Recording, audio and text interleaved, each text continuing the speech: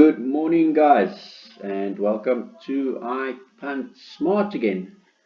Today we are looking at Vaal. As expected, yesterday was a really tough day. As the data suggested, our one greenie did run a place for 100% return moon game, but other than that, it was quite ludicrous the kind of results we've seen: 66 to 1, 50 to 1, 36 to 1, 25 to 1. Needless to say, 7,600 on the buy pot and a carry forward pick six. So there's a bit of carnage. Let's have a look at today. In the first, we start off with a 7 to 10 favorite in the form of White Fang, but I'm going to go against the favorite here, and I'm going to make Watching Closely my first choice, and I'll tell you why. Lucky Larkers and Shimanga Kamalo comes together again, and a little bit of support on the greeny points, 25% chance to win, which is obviously a much better probability for a 14 to 1 shot than 24% chance to win for a 7 to 10 shot, needless to say. Then, further reasoning here is the previous time when Kumongo got on board here, Shimanga Kamalo got on board here, at the Vaal 2000, he was backed in from 12 into 5. And he just missed it, 0.75 lengths behind the winner with a very decent 6.15 bat. You can see his bat got a little bit worse from the 4.34 to the 6.15 when he went the further 2000. But in saying that, that bat was better, the 6.15 was better than White Fang's bat of 12.15. So Lyle Hewitson takes the ride again on White Fang. And he's also going the 400 further, the same as what Watching Closely is doing. So we don't know if White Fang or Watching Closely is going to enjoy the extra 400 more. Time will tell. But in saying that, the good going for Watching Closely had a 62.36 adjusted time, and the yielding going for White Fang had a 63.75 adjusted time. So White Fang did show us that he is fine with the going. For third, I've gone with Fast Draw, and there's two Cornish speech runners that has a little bit of interest for me. The first one is Fast Draw, 2,400 check. He has done the 2,400 meters over the Vaal, so course and distance he's done it. He does have a great rider in Chase Majan, which is a pretty decent rider, I think. And Chase Majan was the rider on him previously on the 1800 Turffontein. He returns to the 2400 Vaal, and he was backed in 6.5 to 4.35 on the last time that they were here. So he could be pretty good. 18.45 is not the best exact course distance bat though, and that is the stablemate Attentive. So the stablemate Attentive was on the previous occasion on the 24th, very close to Fast Draw.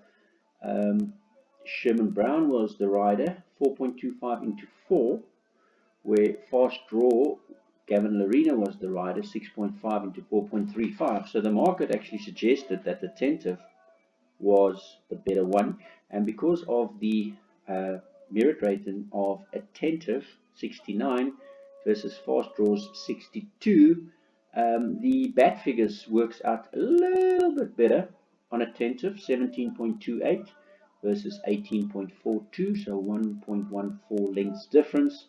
And on the side here you can see he's got the exact course and distance blue bat, 17.28, which does give him on 17 P-stat races over the 2,400 Vaal Class G a 50% chance on bat CD to win. So that is also some pretty decent value on Attentive based on that one particular stat.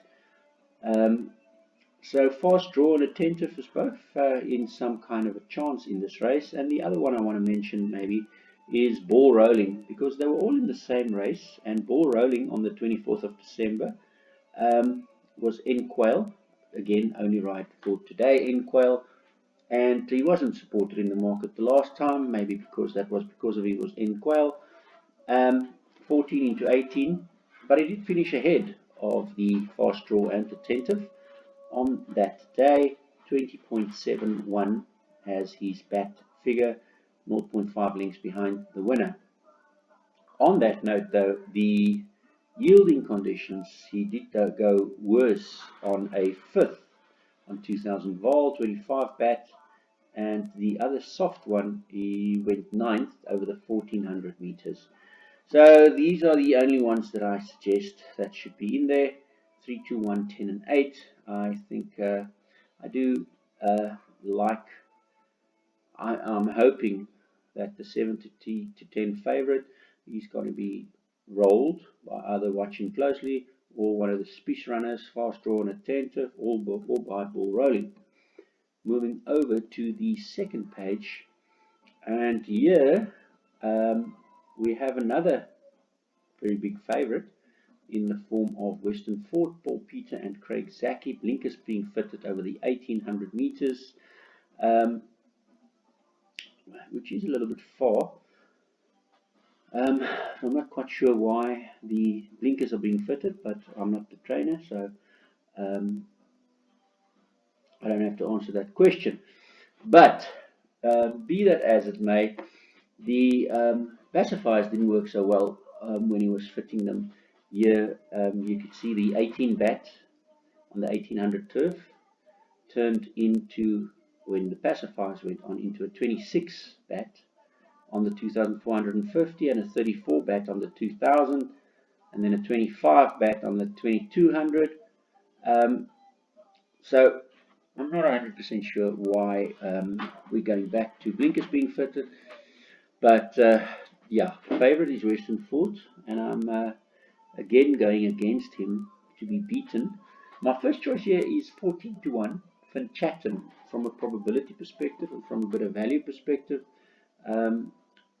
I have to say the overall ranking of 57% on Finchatten from 7P stats is quite nice, and the greeny points also supports a 57% chance to win. Exotic ranking 43%, adjusted time 43%, and total T-curve 57% chance to win on P-stats, 4 out of 7. So all of those things, including bat 42, 57%, does look pretty decent, with the Bumlock 42 or 43%. The 1800 Vaal, the bat figure of 10.46 when Warren Kennedy was taking the ride also suggests some good things, because 10.46 is the best in the field on the blue bat, the exact course and distance bat, and there's a 17 here on Duke of Spin as the second best, and Full Mast has the third best on 29.72, and nothing else is getting close to it.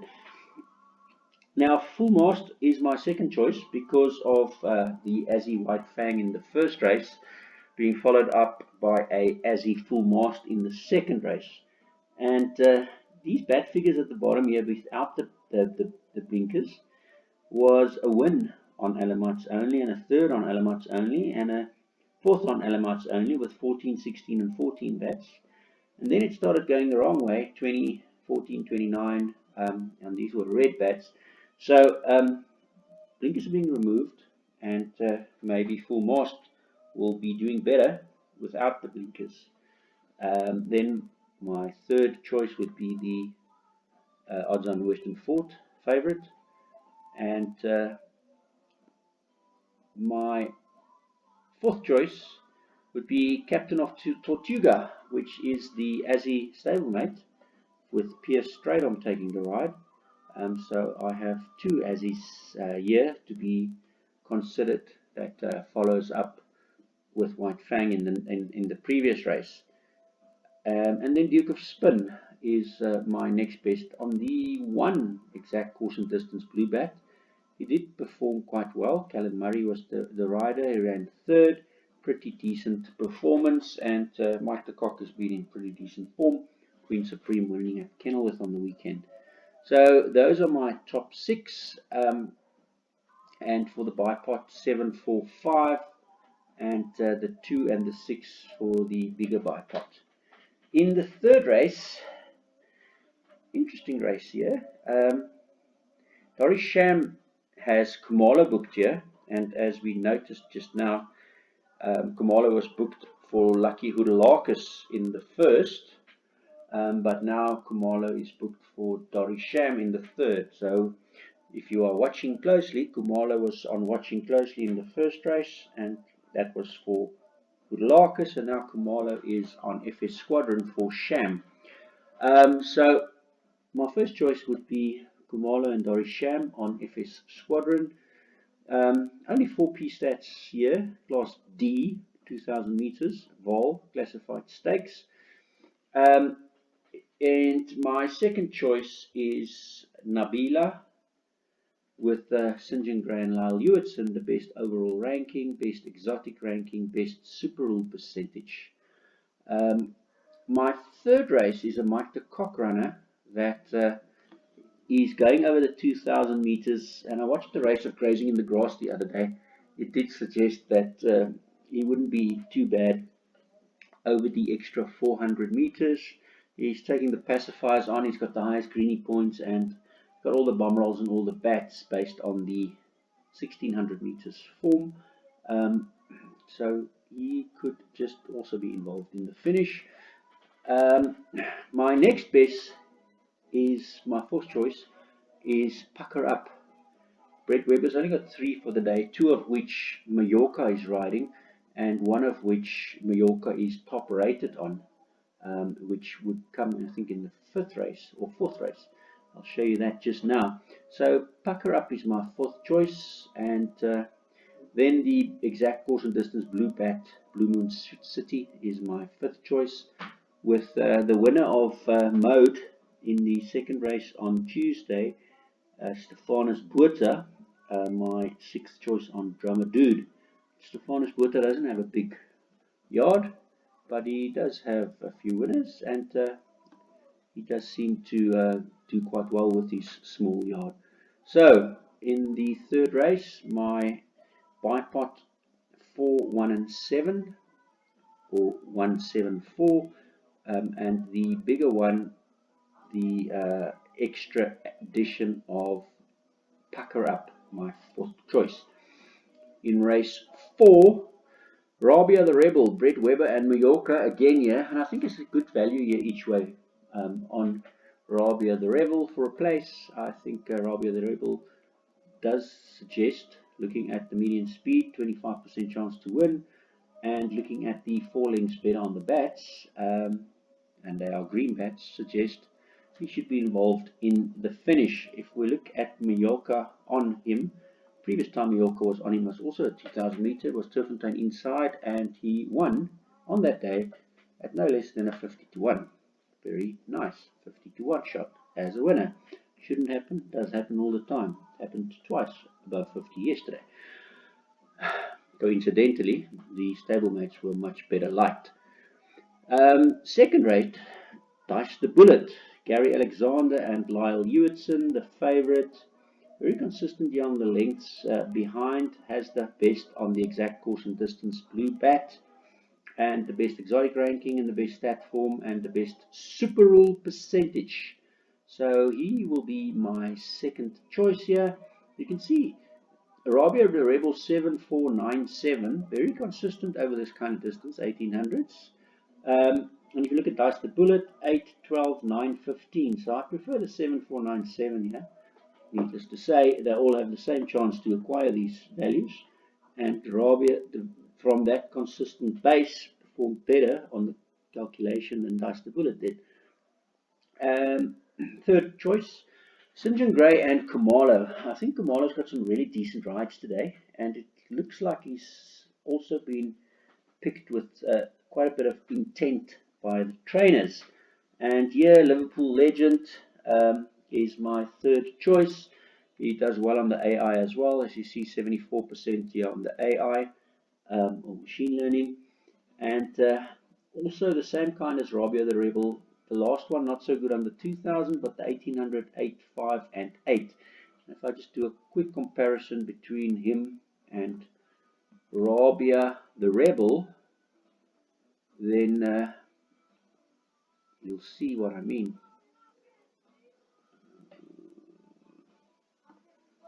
Okay, so 749 all over the 1800 Vaal, and here 22nd of December they ran against each other. 4.65 versus a 8.49. Was carrying 56.5. He's going 3 down, and Rabia was carrying 59.5. He's going 2 down. So there's one less kilo for Liverpool Legend, based on that one run. So the 1 kilo he gets, he has to make 4.25 lengths between the 1.75 here and the 6 here. That's why Rabia the Rebel does look a little bit better based on that run. And on the 15th of December, the 1800 Vaal, Stratum was riding it. Rabia, Liverpool was 3 lengths behind the winner in 4th, and Rabia was 4.7 lengths behind the winner in 6th. Rabia is on the same 57 today, as far as the kilos, and Liverpool is 2 less as far as the kilos. So he did have Greiling on that day. Now he has Mallorca that clearly has done better on that and on this run as well than Henny Greiling has. And Kumalo replaces what we had here on Pier Stradum. Now, if I look at the form of Kumalo on Liverpool Legend, the one time he had the chance, he drifted from 18 to 12, and he was only 7th. It could be that he's doing better at the Vaal track based on this one Vaal run that he was 4th in, but the bat suggests that Rabia the Rebel is still a better option than Liverpool Legend for me on that. But that's my 3rd choice. My 4th choice here is Oyster King, and Oyster King is very close to Dice the Bullet as far as the blue bat is concerned, and does have a 1.5 kilos less to carry today. He's got Alamites on again today. It didn't look like there was much of a difference between Alamites and not Alamites, but yeah, he comes in as my 4th choice, with Moffat's only ride for the day, or runner for the day, Afraad as the next best,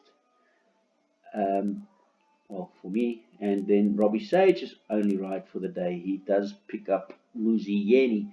So you can see Muzieni got off Rabia the Rebel and gets onto Cool Baikal.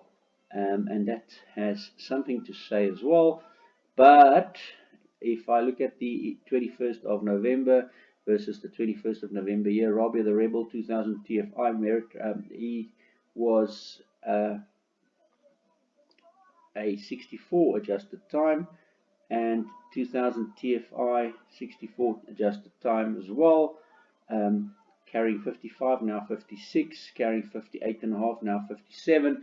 So Rabia the Rebel has a 2 kilo better swing on that run as well, but he does pick up Muzieni. So Cool Baikal is not completely out of it. Bit of an interesting race here. My next best is Rocky Path, St. John Gray, the other runner, with Pier Stradom taking the ride. He does have worse bats than Liverpool Legend has, and that's why I prefer Liverpool Legend to Rocky Path. But we've seen the last couple of days how miraculously the stablemates does much better with the above 50% odds than what the stablemates at the 3 or 4 to 1 odds does.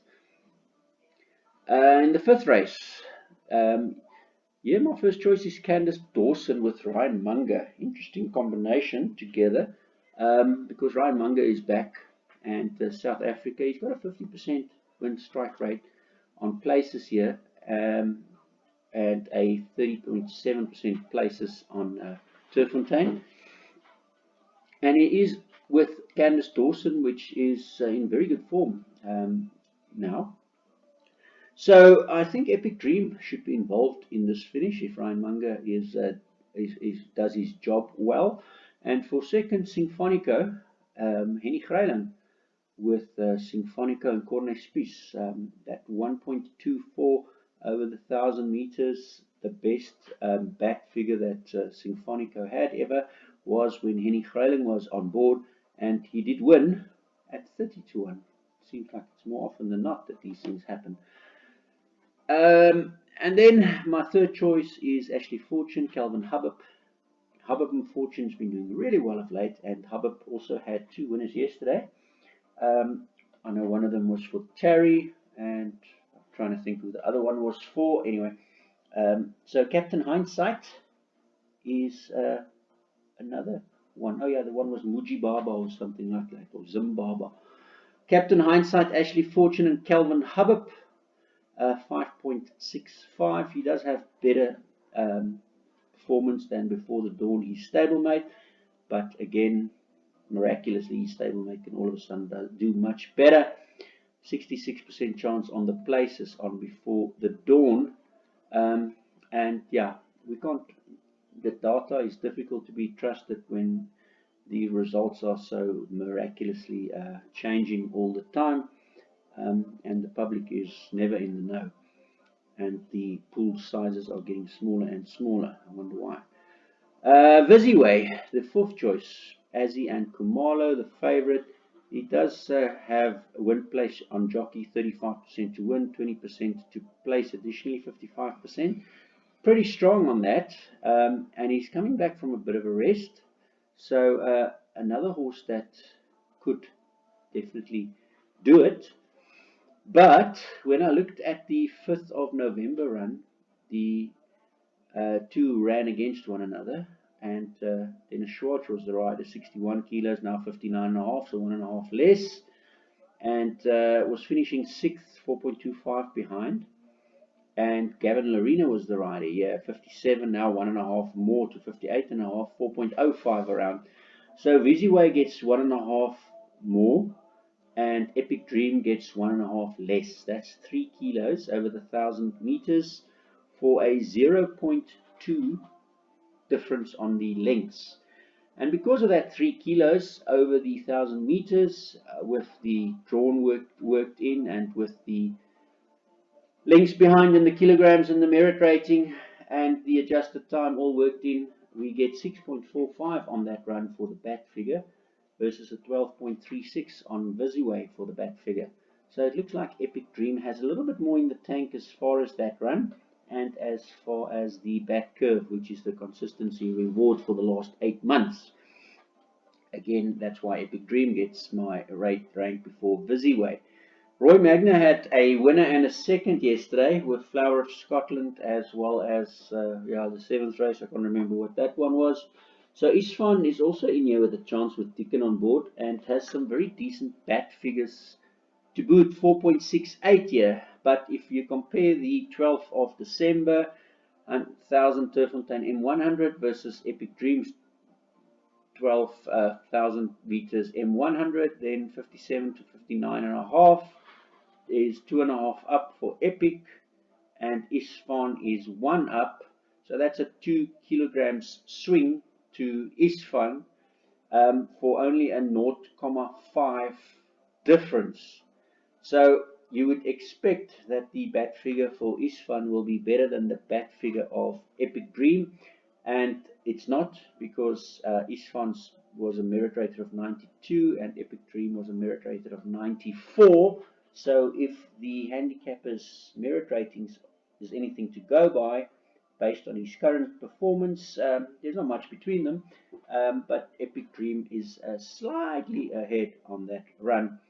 The 1.5 kilos on Mr. Dickon made the difference in this race, why the bat figure is much closer. So I wouldn't be surprised if Isfan doesn't, could definitely, most definitely win as well. So he has to go in as my 5th choice. And then Mike de Kock and Callan Murray returns with a 9-1 shot on Battle of Trafalgar. And Battle of Trafalgar started his career at a 2-10 favorite. Now that does suggest that he has got a little bit of class in him. He followed it up with a 7-10 run, and then an even money run. Yeah, so on his third run he was already a 98 merit rating. Yeah. So Battle of Trafalgar, coming back from his long rest, he hasn't run since the 17th of October. It's needless to say why I think he also has a decent chance. Doesn't really matter about the changing gear, because he's done Alamites, he's done no Alamites, and he pretty much performed very decent on both the occasions. So another one that has a chance. And then I'm looking at Shea Bella. Shea Bella, Paul Peter, Craig Zaki. That last run, 5.84 bat, is also one that suggests that he could be in the mix as well. So, Chief of State, the stablemate with Mr. Solomons, after he's 2.5 kilos off the back, he's at 9-1. He got lots of support. He's had 3 wins in a row here out of 5, and his last 1.89 bat suggests yet another one that could be in the mix here. For 1,000 meters, there's a lot of horses that's very close to one another, and therefore I think that this race is a little bit of a humdinger with a lot of opportunity that anything can happen.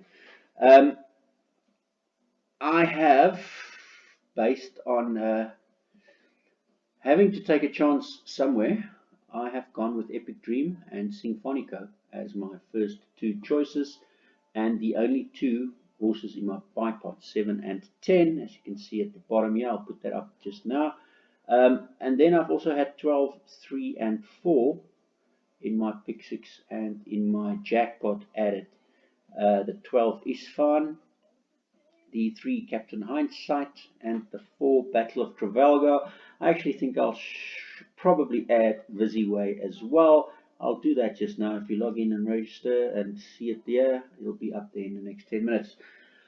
In the 6th race, Paul Peter and Craig Zaki again. Godswood this time. Godswood has 3.5 lengths better than Emerald Tiara here on these bat figures, which is pretty decent. The percentages is also pretty decent here. 41% on Bomberall 42 to win on Godswood, 50% on the bat curve to win on Godswood. So Godswood is a decent runner for me. In saying that, though, I am very worried about Emerald Tiara because Sean Tarry has Emerald Tiara booked in here. Luckily, there's no other Tarry runners here, no stablemates. That's a very, very, very relief. And Sean Tarry also has Eagle Alley here as a greenie in the very next race. So for that reason, I have to most definitely also take a lot of caution, and Emerald Tiara definitely has to have a lot of respect. In saying that, with Roy Magner trying to do the double yesterday with Flower of Scotland in the last, Roy Magner has his second entry here in Marengo. The pacifiers has been taken off, only the blinkers, and you see what that did the last time that change happened. It turned a 23.29 bat with pacifiers on into a 7 bat without pacifiers. So that does suggest that Marengo is another very decent runner. Randall Simons also has a 33% win and a 25% place, so clearly a runner picked on intent. So Marengo at 8.5 is another horse that can't be overlooked.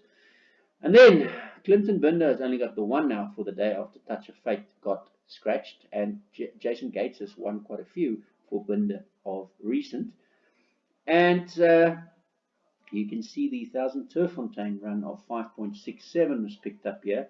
It doesn't do as well on the 1000 Vaal 18 and a 22 versus the 1000 Vaal here on the same day, the 26th of November, when Marengo clearly did a hell of a lot better in that same merit rated 80 event. So this 7 is much better than this 18. But in saying that, he was at 5.5, drifted to 10, and he was at 9, backed into 8. So they started off at very much the same, which means that King's Road on that day clearly wasn't liked, did drift, and it looks like it's more set up for a better performance today, given that Jason Gates was the very next rider and tried to win on it when he ran 3rd, and Mr. Gates is back again. They tried the same year with Mr. Gates getting it right and winning on that day. So that's my 4th choice. My 5th choice being Risa. Ashley Fortune as Mr. Bantam, only runner for the day. His bats doesn't suggest that he should win, doesn't. But he is a guy that's been sitting in the jockey room the whole day, waiting for 3 hours to get his chance. So he'll try and be competitive on Raisa for Ashley Fortune. My sixth choice, Galactic Warrior, the last runner for Hoodalakis and Solomons, doesn't look as good as Hoodalakis' first two options in the first and the third race. And Ice Eater Chris Yonkers, second for the day, has the best adjusted time and speed rating. That does have a little bit of eyebrows on 18% and 24% on adjusted time and speed rating, with the 1.5 kilos off the back. In the seventh, I've already spoken to you about the seventh, where Eagle Alley, I think, is supposed to win. I'm saying supposed to win, and I have banked him in my place accumulator. He does have 7 lengths on 42 days, to better than Romeo's Magic and Stormy Winter, 9 lengths better than War Jewel. So, all things being equal, even with the 53.5 kilos on Romeo's Magic, that already had a huge surprise the last time he won, because there's another little 50-1 winner for you. 1600 meters, came out and won for St. John Gray at 50, no less than 50-1. And a monstrous improvement from a 26 length spat, 28 length spat, 21 lengths better to a 7 length spat. Wonderful how these trainers can get so much improvement in so little time. The seventh, Wakaz, Fabian Hubbard and Pierre Strydom. Bit of intent here shown on Pierre Strydom, because Pierre Strydom has been year third, and he's been first year, and he's been third year, and he's been fourth year, and has been supported when Pierre Strydom was taking the ride. So, seventh race here, twice the surge, the last one. And you can see Fabian Hubbard has quite a bit of interest here, with 3 horses in here. Of those, suggesting that Wakar should be the better one, as Pierre Strydam's taking the ride, and as the 11.68 back suggests. But twice the surge has Niawu with the best median speed in here, and some much better previous form, 1.21, 2.91, and a lot of support, 20-1 on debut, backed into 5-1. Wow, a lot of connections money there. And then 3.2 into 1.4, the same applies. And now he comes back to the 1600 meters, where he has got his first win. First win, 1600 meters, when Lorena was on board. Then he went to 16 again, immediately got into an 83 merit rating on that change. And the 1800, he clearly ran even worse on that 82 merit rating. And let's have a look at what his merit rating is suggesting him today. If she dropped into a 76. So he's for his efforts, he got 6 merit ratings points dropped, and he might just be another little bit of a surprise packet for us today. It's a little bit of trying to decipher a puzzle, but the puzzle has been turned upside down, and the trainers are looking through the glass at the bottom, and we're looking on the back end side of the puzzle, trying to put it together. In the 8th race, here I have gone with the green best bet of Contrail. Alec Laird and Kumala gets together, best greenie points, best exotic ranking, best adjusted time, best speed rating, best form, best intent, best T-curve, 45% chance to win on total T-curve, which is obviously valued at 5.65 to have a 45% chance to win. And I would have been quite a little bit better, quite a bit more confident, if I didn't see Mr. St. John Gray, Mr. St. John Gray, and Mr. St. John Gray with Pierre Strydom, Lyle Hewitson, and Nathan Klink. Now, interesting to note that the Nathan Klink one is the favorite, 4.65, and has the best exact distance median speed and the best super rule percentage, and has an 11.23 bat figure, being green bat. Saying interesting to note, because the other two is clearly ridden by some suggesting from a stats perspective better, statistically better jockeys in Pierre Strydom and Lyle Hewitson, And these two should not be overlooked, um, because their bat figures of 7.86 and 9.22 on the red bats suggest that that's closer to the 5.9 than the 11.23 that Tartan Dancer has had. Yes, it is over the exact same distance, and the solar width, 1600 meters, was only a 14.2. But Lyle Hewitson is taking the ride again. Did get a little bit of a nibble on him last time, so anything's possible. I wouldn't be surprised if Lyle Hewitson just had a little bit of a warm-up run here, and he's coming back to do the job today. And Piers Strydom on Grindelwald, he's also got some 7, 9, 8 bat figures here, also suggesting that he could be involved in the finish as well. But before those two, I've also added Back to Black. You can see that yellow star is my choices. So Back to Black is my third choice after Tartan Dancer. And Chase Majan taking the ride again. The previous time Chase Majan took the ride, he was second. He's taking the ride again. He was supported 10 into 9. Danielson then took the ride and improved on a 9.6 bat. And now Majan is back again. He got a second on him last time. And he did okay on the yielding. He did finish fourth on the yielding on that occasion. So I think he has a bit of a say as well. Heart of a Legend, the other Terzi runner for me. He also has some credentials. He's consistent 3, 3, and 4. Also a small stable. Gets the intentions of the intent booking on Craig Zaki today. He gets the flame there, Craig Zaki. He has a 100% record on him on the place side, and 33% on the win side with this specific horse. So another one that could be coming to upset the apple cart today. My fifth choice, Fly North. Baron Boosters a couple of weeks ago really enjoyed winning the last race, and this is the last race. Jason Gates is on again. Jason Gates did win his first time he was on the horse. He disappointed the second time he was on the horse over the 1600 Vaal. He was drifting 5.5 into 9. And he might come and correct the job on Fly North today. So, tricky card. Really have to say, tricky card again. Wouldn't be surprised if quite a few of these things happen. Yesterday, quite a few of our 8 stars included the quartets. I think 5 out of the 8 races we got the quartets if you just took all 8 stars, and 5 out of the 8 my first star did finish in the top 4 as a quartet roving banker. Maybe that's something to suggest, to think of. That's it for me today. Have a great day guys. Be safe out there. For me, what am I going to do? I'm going to have a little bit of a nibble on each way I'm watching closely. Yeah, I think. Maybe even a smaller nibble on fast draw and attentive and ball rolling.